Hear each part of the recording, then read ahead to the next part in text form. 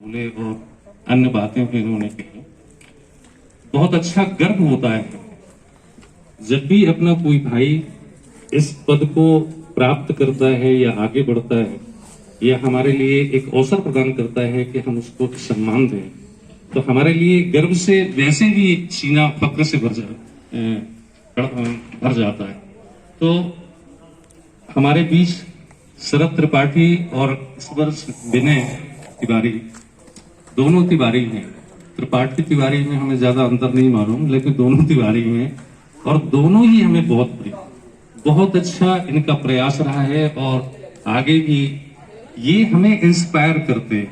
हमारे बाद जो आने वाली पीढ़ी है या जो प्रयासरत हैं, जो एग्जाम दे रहे हैं, इस कार्यक्रम का एक्चुअल जो उद्देश्य था जब भी स्टार्ट किया था कई वर्ष पहले, वो लक्ष्य यही था कि हम उन्हें इंस्पायर कर सकें जो चाहते हैं कि इस फील्ड में हम आगे आए।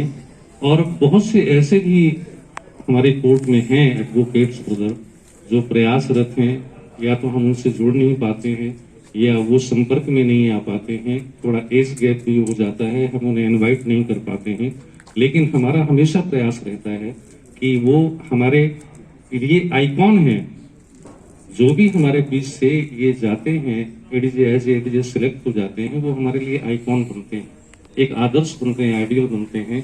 उन लोगों को इंस्पायर करते हैं कि वो भी आगे बढ़ें और इनसे प्रेरित होकर के वो भी इस पद पर पहुंचे और हमें एक अवसर दें कि हम उनका रिस्पेक्ट दे सकें, साल में एक बार हम उनका सम्मान कर सकें। बड़ी खुशी होती है। लॉ, देखिए मैं ज्यादा कानून की बात तो यहाँ नहीं करूंगा क्योंकि सभी एडवोकेट्स हैं, ज्यादातर कानून की समझ सभी को है। मैं न किसी को ये नहीं कह सकता कि इन्हें कम है या इन्हें ज्यादा है, ये अपना एक नजरिया होता है। बहुत अच्छी बात है, मैं सहमत हूँ शरद त्रिपाठी जी की बात से। इन्होंने एक बात कही थी कि कानून को देखने का अपना अपना दृष्टिकोण है, नो डाउट। एक ऐसे ही अवसर आते हैं हमारे जीवन में या ऐसे कॉम्प्लिकेशन होते हैं मुकदमे में, जब एक जो एविडेंस है या लॉ है ये भी अपनी इट्स लूजेस इट्स इंपॉर्टेंस। हमें जस्टिस करना होता है और जस्टिस में टेक्निकलिटीज को अवॉइड करना होता है। किसी प्रक्रियात्मक त्रुटियों बस या टेक्निकलिटीज बस। तो लॉ में एक मैं बहुत पहले मैं जज साहब से मिला था, मैं बहुत छोटा था, तो एक बात कहते थे वो कि एक जज का क्या कर्तव्य है, क्या धर्म है। नो डाउट वो आता है इसीलिए कि उसे न्याय करना है, लेकिन वो एक बहुत अच्छा सेंटेंस इस्तेमाल करते थे कि जब तक हमें कानून द्वारा स्पेसिफिक मना नहीं किया गया है कि आप ये नहीं करेंगे, वहां तक हमें अपने एक्सरसाइज करना चाहिए और हमें जो है तो न्याय करना चाहिए।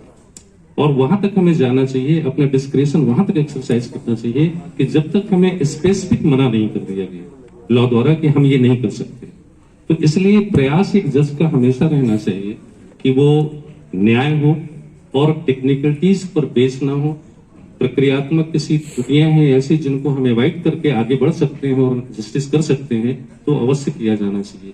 ये बात बहुत अपील करती है आप सभी के लिए और सभी के लिए एक बल्कि इंस्पायर भी करती है, प्रेरणा देती है। थोड़ी एक बात इन्होंने और भी कही कि जब इससे हम उधर खड़े होते हैं हमारी प्रायोरिटीज अलग हो जाती हैं, जब हम इधर बैठते हैं तो हमारी प्रायोरिटीज सिर्फ जस्टिस न्याय की होती है। जब हम वहां खड़े होते हैं एज एडवोकेट, तब हमारा लक्ष्य, हमारी जो प्रायोरिटीज होती हैं वो हमारा क्लाइंट होता है।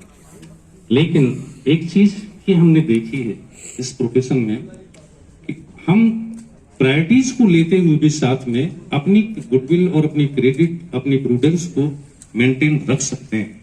मुझे कई ऐसे मेरे जीवन में इस प्रोफेशनल लाइफ में अवसर आए हैं कि जब जिला जज, कई एडीजे, फैमिली कोर्ट, कई इंस्टांसेस हैं इस तरह के, मैं डिटेल में नहीं जाऊंगा, कि मुझे अपने क्लाइंट को रिप्रेजेंट करके अपनी बात कहनी होती।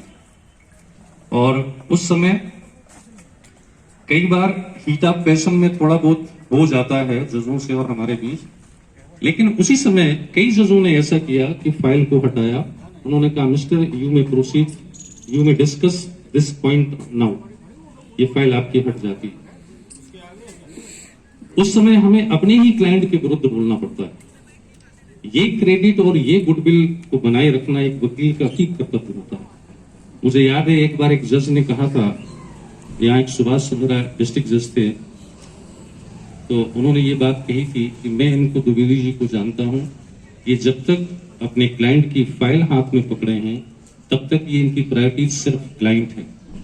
अगर इनसे सही देखना है, सही जानकारी या सही पॉइंट पर इनसे डिस्कशन करना है तो इनकी फाइल को हटा दीजिए।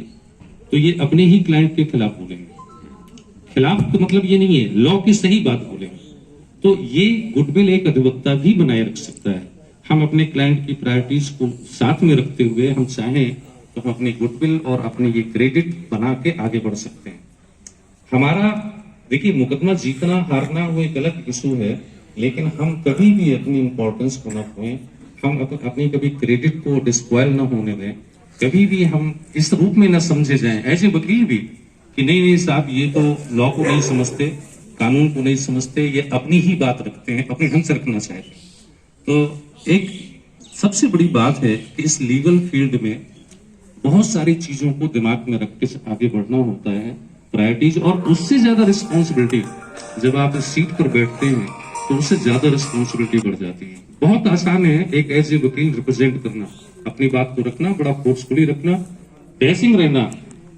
और कभी कभी ऐसा भी होता है कि बैठा हुआ प्रिसाइडिंग ऑफिसर अगर आपसे इम्प्रेस्ड है तो आपकी बातों को वो उससे प्रभावित हो जाता है कि नहीं जो आप कह रहे हैं वही सही है। लेकिन नहीं, वो रिस्पॉन्सिबिलिटी और बढ़ जाती है एक ऐसे जज कि हम उनको कहना, उनका इंप्रेशन, उनका प्रभाव वो अपनी जगह है, लेकिन न्याय करना हमारा धर्म है और हमें न्याय ही करना चाहिए। आप सभी लोग आए और मुझे बड़ी खुशी होती है कि हमारे बीच 2-3 अधिवक्ता हमारे वरिष्ठ भी उपस्थित हैं और आप सब लोग उपस्थित हैं इस कार्यक्रम में भाग लेने के लिए। और बड़ी खुशी है, या जो भी हम अवसर प्रदान करते हैं कि अपने जजेस भाइयों को हम सम्मानित करें, उसमें आप लोग पार्टिसिपेट करते हैं। बहुत बहुत धन्यवाद, बहुत बहुत धन्यवाद। और मैं अपने अध्यक्ष महोदय से मैंने ये डिसाइड नहीं किया था कि मैं किन्हें अध्यक्ष बनाऊंगा, क्योंकि मुझे मालूम नहीं था कि इनमें से भी कौन सीनियर है, लेकिन मैंने दोनों को अध्यक्ष बना दिया है। तो इनमें से दोनों अध्यक्ष ये तय करेंगे कि कार्य का समापन जो भी राणा साहब या काका कार्य का समापन करें। और खाने के लिए बस अब लास्ट है ये